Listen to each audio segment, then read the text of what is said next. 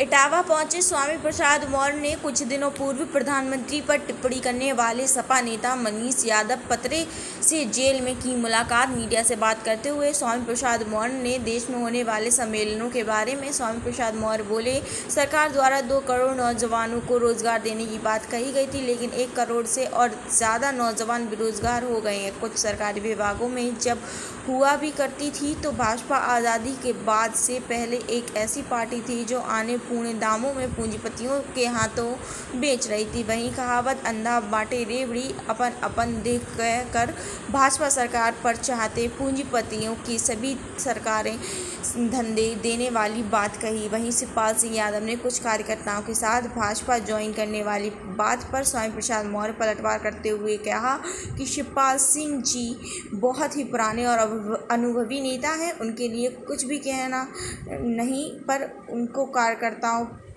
पर पूरा विश्वास है। अमित शाह के इंडिया गठबंधन को सनातन विरोधी गठबंधन के सवाल पर पलटवार करते हुए स्वामी प्रसाद मौर्य ने कहा कि जब भाजपा में एनडीए गठबंधन बनाया था तो तब किसी ने नहीं पूछा, अब जब इंडिया गठबंधन हो रहा है तो क्या केंद्र सरकार की मोहर लगवानी ज़रूरी है? जब से इंडिया गठबंधन बना है तब से भाजपा सरकार की हवा टाइट है, इसलिए इस तरीके से अनारकल बयान ना दिए जाए। भाजपा का पाप का घड़ा भर गया है। 2024 में इंडिया गठबंधन के साथ पूर्ण बहुमत से सरकार बनेगी, क्योंकि भारतीय जनता पार्टी ने महंगाई और बेरोजगारी के अलावा किसी को कुछ नहीं दिया। वहीं छोटा जानवरों की मार से किसान परेशान है। हर रोज़ प्रदेश में कई मौतें हो रही हैं, जिसकी भाजपा सरकार जिम्मेदार है। इटावा से स्टेट हेड विनीत कुमार की रिपोर्ट। इटावा जिला कारागार में नीचे कर लो भाई। आज इटावा जिला कारागार में मुझे का मतलब वो कर लेना मैं ठीक है, लाओ नहीं बस जैसी है वैसी देना। एक जिम्मेदार कार्यकर्ता और नेता श्री मनीष यादव पत्रे से मुलाकात करने आया था। विगत दिनों नीचे कर लो का मतलब क्या है वो यहाँ इटावा नीचे कर लिया समझ आ रही उनको फर्जी मुठभेड़ दिखाकर गिरफ्तारी का नाटक किया था और कट्टा दिखा करके उनको उनके खिलाफ कानूनी कार्रवाई की थी। और साथ ही साथ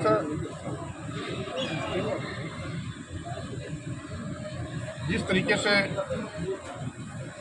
स्थानीय पुलिस ने सरकार के दबाव में एक घिनौना कृत्य किया है, वो अपने आप में जो पुलिस का कृत्य है झूठा साबित होता है। लोकेशन निकाला गया तो जहाँ नहीं चला यार भाई कोई गिरफ्तारी स्थान भी झूठी है। और साथ ही साथ आज पूरे उत्तर प्रदेश में राजनीतिक दुर्भावना से पीड़ित होकर के भाजपा की सरकार ऐसे हजारों कार्यकर्ताओं को फर्जी मुकदमे में फंसा करके उन्हें जेल भेज रही है। हम समझते हैं भारतीय जनता पार्टी जो ये परंपरा डाल रही है, शायद उसको इस बात का भ्रम है कि सत्ता से कभी हटेंगे नहीं। राजनीति में गलत परंपरा कभी कभी राजनीतिक परंपरा स्थापित करने वाले के लिए भी उस त्रासदी के दौर से गुजरना पड़ता है। और जिस तरीके से आज हजारों नौजवानों की जिंदगी फर्जी मुकदमा लगा कर सरकार बर्बाद कर रही है, स्वाभाविक रूप से ये बहुत ही निंदनीय कृत्य है। मैं घोर भर्त्सना करता हूँ। और साथ ही साथ लोकतांत्रिक व्यवस्था को जिस तरीके से भाजपा सरकार खत्म करने पर तुली है, ये उसकी गंदी सोच को जाहिर करती है। कांग्रेस ने ट्वीट किया है कि सतीश शर्मा जो बीजेपी के मंत्री हैं शिवलिंग पर हाथ धुल रहे हैं, किस तरह से देखते हैं आप? पार्टी किस तरह से देख रही है? देखिए, भारतीय जनता पार्टी का धर्म में कोई आस्था नहीं है। वो धर्म की मार्केटिंग करते हैं और राम की भी मार्केटिंग करते हैं। राम कोई नए नहीं है। भारतीय जनता पार्टी कल सत्ता में आई। हजारों साल से राम के प्रति लोगों का अगाध प्रेम है, लगाव है, लोगों की भावनाएं जुड़ी हुई है। लेकिन आज जय श्री राम के माध्यम से राम की मार्केटिंग कर रहे हैं, इसी प्रकार से धर्म की भी मार्केटिंग करते हैं। इनका धर्म से कोई आस्था नहीं है, धर्म से कोई लेना देना भी नहीं है। धर्म के नाम पर लोगों के आंख में धूल झोंकने में ये माहिर हैं और इसीलिए इनके लिए कोई मर्यादा माने नहीं रखती, इनके लिए आस्था भी माने नहीं रखती। इनके लिए इस प्रकार से बहुत से सम्मेलन हो चुके हैं, एक भी उद्योग की स्थापना नहीं हुई। देश का, प्रदेश का नौजवान दिनों दिन बेरोजगार होता जा रहा है।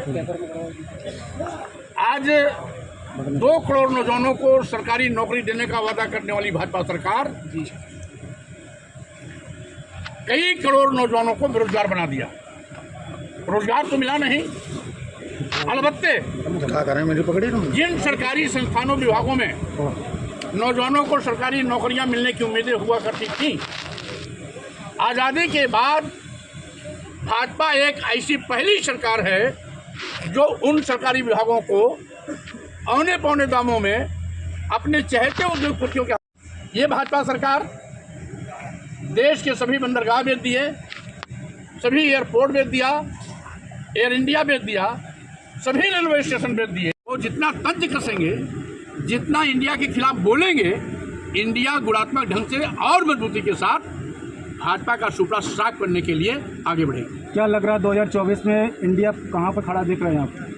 भारतीय जनता पार्टी का सुपड़ा साफ होना तय है, क्योंकि भाजपा के पाप का घड़ा भर गया है। आज पूरे देश में जहां नौजवान बेरोजगारी की त्रासदी झेल रहा है, वहीं महंगाई से देश की जनता की कमर टूट चुकी है। आज किसानों को लाभकारी मूल्य दिलाने का वादा करने वाली भाजपा सरकार किसानों को लाभकारी मूल्य तो नहीं दिला पाई, अलबत्ते किसानों को महंगाई की मार से जहां उनकी कमर तोड़ दी, वहीं पर किसानों को कृषि संबंधी हर चीज को खरीदने के लिए ऊंचे दामों पर खरीदना पड़ रहा है। छुट्टा जानवरों का आतंक अलग है, 100-200 के जानवरों का झुंड आता है, किसान की फसल चर करके चौपट कर देता है। इससे छुट्टा जानवरों के आपस में लड़ने से तमाम लोगों की मौतें भी हो रही हैं। औसत मौतें प्रतिदिन 10 से लेकर के 15 मौतें प्रत्येक छुट्टा जानवरों के मारने से, छुट्टा जानवरों के आपस में लड़ने से, एक्सीडेंट होने से और साथ ही साथ सीधे पटक के मार देने से हो रही हैं। तो स्वाभाविक रूप से सरकार सभी मुद्दों पर बुरी तरह फेल है। रही बात, जब ये इस देश के व्यापारियों को नहीं छोड़ा, लघु सीमांत हमारे जो व्यापारी हैं, जिन्होंने भाजपा सरकार बनाने में वोट भी दिया, पैसा भी दिया, उनको भी जीएसटी के माध्यम से लूट का शिकार बनाया। अब तो जीएसटी से संबंधित सारे मामले को ईडी को सौंप करके उनका भी बट्ठा बैठाने की तैयारी भाजपा ने कर लिया है। और तीसरी बड़ी चीज, भारतीय जनता पार्टी संविधान के साथ खिलवाड़ कर रही है। एक देश संविधान, शिवपाल यादव जी राजनीति के बहुत माहिर और बहुत अच्छे खिलाड़ी भी हैं, राजनीतिक भी हैं, नेता भी हैं, लंबा राजनीतिक अनुभव भी रखते हैं। किसी के हवा में बयान देने से ना तो शिवपाल यादव जी की सेहत पर कोई असर पड़ने वाला है, ना समाजवादी पार्टी को कोई चिंता होने वाली है। पूरे उत्तर प्रदेश और देश के समाजवादी पार्टी कार्यकर्ताओं को शिवपाल यादव जी पर भरोसा भी है और ऐसे दमदार नेता के प्रति सबका अपना व्यक्तिगत लगाव भी है। तो स्वाभाविक रूप से वो समाजवादी पार्टी के बहुत ही कद्दावर बड़े नेता हैं। उनके विषय में इस प्रकार का हल्का बयान देना हम समझते हैं घटिया मानसिकता के लोगों की। घोषी चुनाव को आप कैसे देख रहे हैं, क्योंकि उसका परिणाम बहुत जल्द चुनाव होने वाला है? देखिए, पहले भी समाजवादी पार्टी ने वहाँ विजय परचम लहराया था, उपचुनाव में भी समाजवादी पार्टी वहाँ जीत हासिल करेगी। के साथ खिलवाड़ कर रहे हैं और संविधान को बदलने की फिराक में है, संविधान विरोधी बयान देते हैं। जब संविधान के अनुच्छेद 14 में इस बात का स्पष्ट उल्लेख है कि धर्म, जाति, वर्ण और संप्रदाय, लिंग और जन्म स्थान के आधार पर किसी के साथ भेदभाव नहीं हो सकता, तो हिंदू राष्ट्र की मांग करना, भारतीय जनता पार्टी के स्तर पर हिंदू राष्ट्र की मांग करना, ये भी संविधान विरोधी है, और जो संविधान विरोधी है वो राष्ट्र विरोधी भी है। और इसी के साथ ही साथ ये पहली ऐसी सरकार है जो लोकतंत्र को खत्म करने पर भी आमदा है। यही कारण है कि विपक्षी पार्टी के नेताओं के खिलाफ ईडी, सीबीआई इनकम टैक्स का दुरुपयोग कर, फर्जी मुकदमे लाद कर हमेशा उनको उनकी आवाज़ को दबाने की कोशिश कर रही है, यानी लोकतंत्र को कुचलने की कोशिश कर रही है। और जो सबसे बड़ी चीज़ जो कभी नहीं हुआ था, सरकारी विभागों, सरकारी संस्थानों, सरकारी प्रतिष्ठानों को बेचने का भी पाप भाजपा सरकार कर रही है। इसलिए 2024 के चुनाव में भाजपा की विदाई होना आवश्यक है, क्योंकि अगर देश बचाना है, लोकतंत्र बचाना है, संविधान बचाना है, तो 2024 में भाजपा की विदाई भी सुनिश्चित कराना है, और इंडिया इसी मकसद से आगे बढ़ रही है। संसद में विशेष सत्र में एक देश एक चुनाव की चर्चा की संभावना है, आपको क्या लग रहा है कि ये होना चाहिए कि नहीं? ये अभी बहुत दूर की बात है। एक हफ्ते 10 दिन में एक देश एक चुनाव पर जो गठित कमेटी है वो अपना फैसला नहीं सुना सकती। ये जो विशेष सत्र बुलाया जा रहा है, विशेष सत्र विशेष परिस्थितियों में बुलाया जाता है। जिस समय कोरोना की महामारी में लाखों लाख लोग, करोड़ों लोग मौत के घाट उतार दिए गए, उसमें विशेष सत्र नहीं बुलाया गया। पिछले 95 दिनों से मणिपुर हिंसा की आग में जल रहा है, हजारों महिलाओं के साथ दुराचार की घटनाएं घटी हैं, लाखों की तादाद में घर बार छोड़ करके बाहर खुले आसमान के नीचे रहने के लिए मजबूर हैं। वहाँ के बकौल राज्यपाल जी के उनके बयान के तहत 60,000 लोग आज भी राहत शिविरों में हैं, तो वहाँ के लिए तो विशेष सत्र नहीं बुलाया, वहाँ पर प्रधानमंत्री जी को जाने का मौका नहीं मिला। आज ये विशेष सत्र इसलिए बुलाया जा रहा है कि वैज्ञानिकों ने जो ऐतिहासिक उपलब्धि हासिल की, चंद्रयान का सफलतापूर्वक, जिसमें लाखों लाख लोग एम्प्लॉई हैं, जो लाभ में चल रही थी उसको भी दे दिया। और सबसे बड़ी बात ये है, ये जितने भी विभाग अपने चहेते उद्योगपतियों को बेचा है, वो सभी विभाग लाभ वाले विभाग हैं, कोई घाटे में विभाग नहीं था। अंधा बाटे रेवड़ी अपन का दे, ये भाजपा सरकार अपने चहेते उद्योगपतियों को मालामाल करने में जुटी हुई है, देश के नौजवानों को कंगाल बना रही है, बेरोजगार बना रही है, सरकारी नौकरी छीन रही है। तो जो G20 है वो भी एक तरह से देश की जनता की आग में धूल झोंकना, नौजवानों के साथ छलावा दिखावा से ज़्यादा कुछ नहीं है। अरे तमिलनाडु के मंत्री हैं उदयनिधि, उन्होंने तो कहा बीमारी है सनातन धर्म, और उसको जो है कोरोना की तरह से इसको भी खत्म करना होगा। जब भारतीय जनता पार्टी का किसी भी धर्म से भावनात्मक लगाव है ही नहीं, किसी धर्म में आस्था है ही नहीं, हर चीज़ की मार्केटिंग करते हैं, इसी प्रकार से ये सनातन शब्द की भी मार्केटिंग करते हैं। तो इस आशय में अगर केरल के मंत्री जी ने कुछ कहा है, तो भारतीय जनता पार्टी को दर्द क्यों हो रहा है? ये मार्केटिंग करें, ये मनमाना करें, ये देश की जनता की आग में धूल झोंकें, धर्म के नाम पर आस्था से खिलवाड़ करें, वो अच्छी बात है। तो स्वाभाविक रूप से इनकी नौटंकी का खुलासा होना चाहिए।